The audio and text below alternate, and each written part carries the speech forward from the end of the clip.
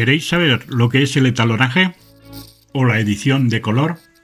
¿Saber cómo se utiliza en Filmora y para qué?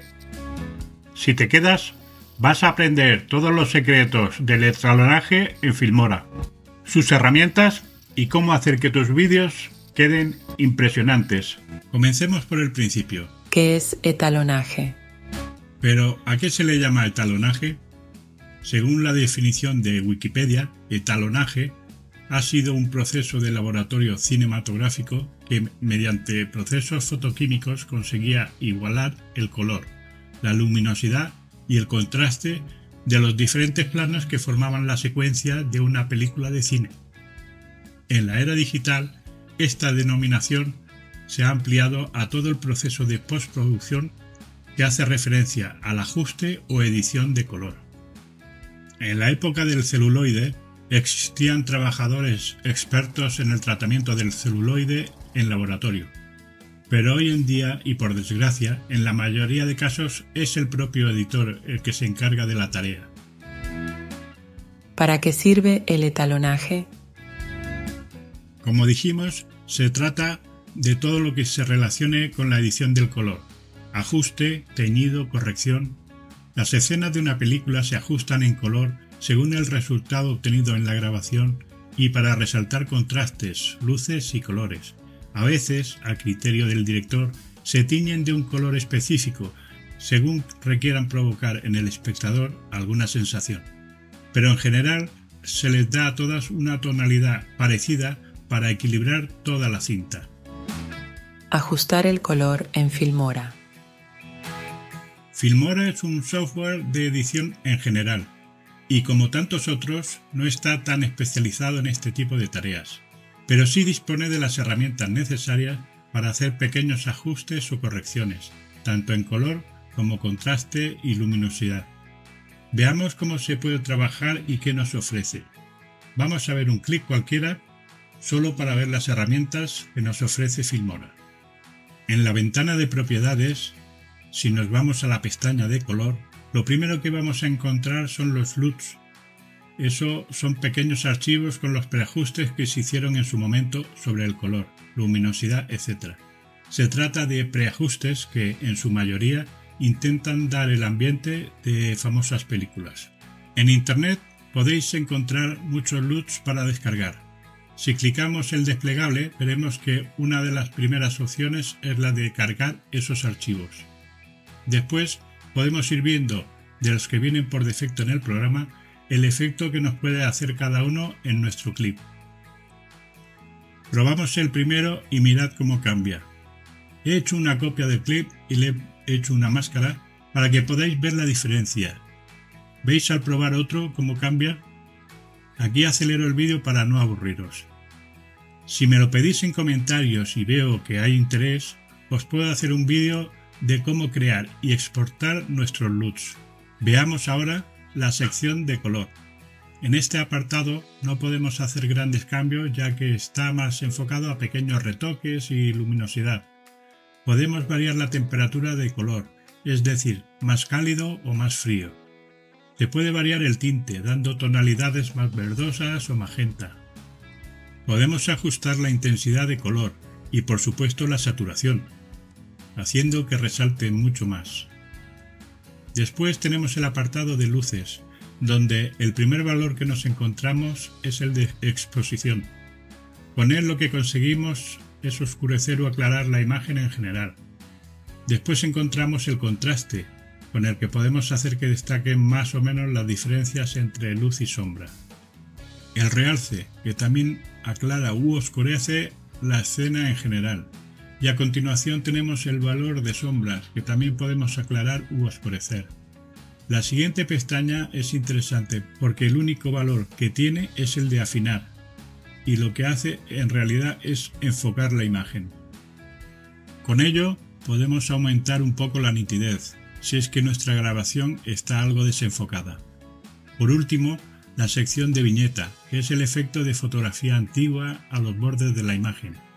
El valor de cantidad nos da un viñeteado claro y si lo deslizamos a la izquierda proporciona un viñeteado oscuro. Disponemos de un valor de tamaño, de la redondez de viñeta y también de la pluma, que sería la definición o difuminado del borde de la viñeta. Por último, disponemos de una herramienta añadida en las últimas versiones, que es un comparador de color. No he conseguido ver bien cómo funciona, pero parece ser que puedes dividir la pantalla en dos y comprobar diferentes partes del clip comparándolo con la sección donde estás actualmente.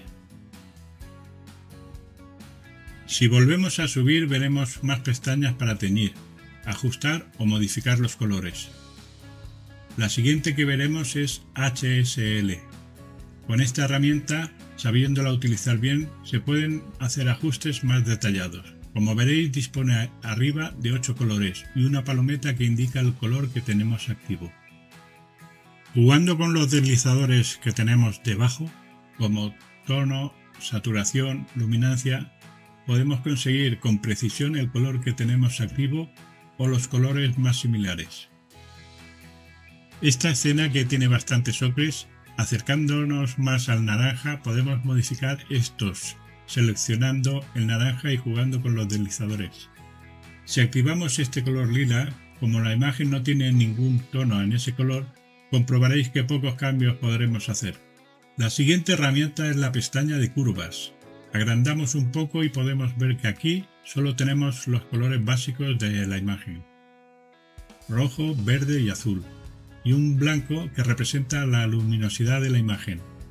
En la línea diagonal podemos crear diferentes puntos que, al moverlos, crean curvas, teniendo en cuenta que cuanto más arriba subamos, más aclara la imagen, y al contrario, podemos crear varios puntos para subir luces, bajar sombras, etc. Con los colores pasa igual. Si creamos un punto y nos vamos hacia la izquierda y arriba, estamos tiñendo la imagen de ese color. En el sentido contrario, estaríamos tiñendo el color complementario, en ese caso el verde azulado. Con el verde pasaría igual y su complementario sería el magenta. Y exactamente lo mismo con el azul, cuyo complementario sería un color amarillento. También disponemos de un gotero para seleccionar un color determinado de la imagen, pero creo que este método no es muy efectivo en Filmora. Y llegamos a la última pestaña, una herramienta añadida no hace mucho, pero es un buen primer paso para profesionalizar nuestro editor. Se trata de los círculos cromáticos. Disponemos de 3, pertenecientes a las iluminaciones, los tonos medios y las sombras. La forma de trabajar con ellos sería eligiendo en el círculo el color que deseamos, que nos teñirá la imagen. Con el deslizador de la derecha lo cambiaremos a más claro o más oscuro. De igual forma funcionan tanto iluminaciones como el de sombras. Por último, arriba en la esquina superior derecha del visor, veréis un pequeño icono que nos mostrará el histograma de la imagen que tenemos en el momento en el visor. Eso será de gran ayuda para controlar los colores de la imagen. No os voy a dar clases de cómo funciona un histograma, pero podréis comprobar que hacia la derecha se van los colores más claros y cuando oscurecemos un color quedan más a la izquierda.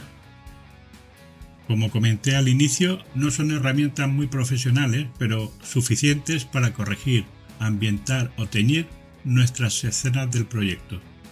Conclusiones. Wondershare Filmora no es un editor enfocado al etalonaje profesional, pero vuelvo a repetir que, conociendo sus recursos, podemos hacer trabajos bastante competentes. Aquí quiero deciros que la corrección del color sería el último o uno de los últimos pasos a dar en la edición de nuestros proyectos. Y hasta aquí todo lo que os he podido mostrar sobre la edición de color, supeditado a Filmora 12. Si os ha gustado, espero vuestro apoyo con un like, comentando y compartiendo el vídeo. Os espero en el próximo con los brazos abiertos para seguir aprendiendo de edición. Un saludo, amigos.